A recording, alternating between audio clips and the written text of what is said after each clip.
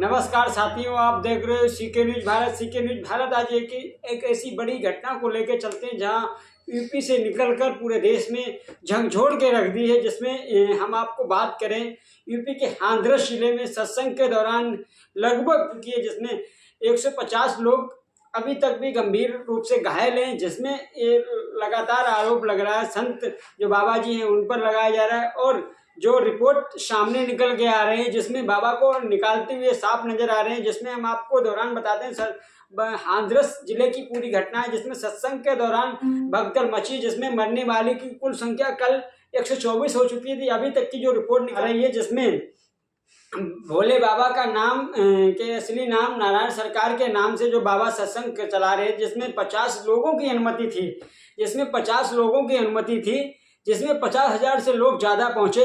और उस वजह से जहाँ भीषण ये हादसा हुआ है, जिसमें यूपी के जो मुख्यमंत्री हैं योगी आदित्यनाथ ने संज्ञान लिया है, जिसमें अमित शाह ने भी संज्ञान लिया है, और पूर्व मुख्यमंत्री अखिलेश यादव ने, कांग्रेस की पार्टी जो है उन्होंने भी, राहुल गांधी ने भी इस पर ट्वीट करके संवेदना व्यक्त की है।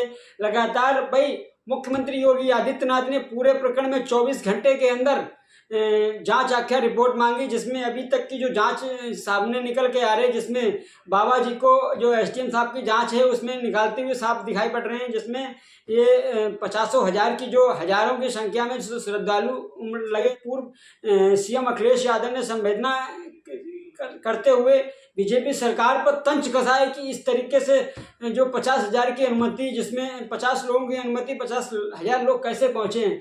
इसमें पूरा सवाल ये उठता है पूरे प्रकरण में जो है बीजेपी सरकार के एक बयान जो जारी किए गए थे, अगर मुसलमान जो हैं सड़क पर बैठकर नमाज पढ़ेंगे तो क्या हिंदू सड़क पर बैठकर चालीसा नहीं पढ़ेंगे। ठीक उनका एक बयान भी इस चीज़ के झंझोड़ के रखता हुआ है। पूरे प्रकरण में जो घटना में जो मुकदमा दर्ज किया गया भारतीय न्याय संहिता 2023 की धारा में 105, 110/126, 223 और 238 के तहत मुख्य सेवादासकों पर FIR दर्ज की गई है, जिसमें वेद प्रकाश माथुर और धार्मिक कार्यक्रम के अन्य संयोजकों के खिलाफ तहरीर FIR दर्ज कर ली गई। पूरे प्रकरण में जो मरने वालों की संख्या है, मुख्यमंत्री योगी आदित्यनाथ ने मृतकों के परिजनों को 2-2 लाख रुपए देने की घोषणा की है। वही हम आपको बताते चले जो घायल हैं उनको 50-50 हज़ार रुपये देने की अनुमति घोषणा की है। ये पूरी अपडेट वर्तमान समय में अपडेट निकल रही है पूरे यूपी से।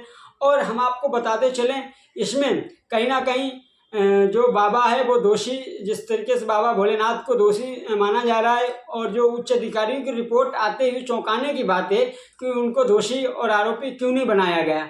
और इस तरीके से इनके जो बाबा हैं भोले बाबा पर जो नारायण सरकार के नाम से एक संगठन चलाते हैं, जिसमें उनके ऊपर 6 यौन शोषण के मुकदमे, कई संगीन मुकदमे पहले से पंजीकृत हैं। लगातार क्या ऐसे बाबाओं पर कार्रवाई होगी या फिर इसी तरीके से यूपी में मौतों का तांडव चलता रहेगा। इसकी जो पूरी योजना करने वाला आखिर कौन, क्या कहेंगे, किस तरीके से पूरी घटना, या जो ट्रैफिक जाम किया गया 6 घंटे तक, आखिर क्या पूरा प्रशासन वहाँ का जो करता रहा है। जिसमें यूपी के कुछ जिलों की अपडेट है, जैसे कुछ अलीगंज है, अलीगढ़ है, एटा है। इन जिलों पर जो मरीजों की संख्या उनको ले जाया गया, उनको एक कंट्रोल रूम घोषित किया गया है, और पूरी तरीके से पूरे यूपी सरकार की जो है पूरी निगरानी रख दी गई। यहाँ इस यूपी की हाथरस की घटना ने पूरे देश में झंझोड़ के रख दी है।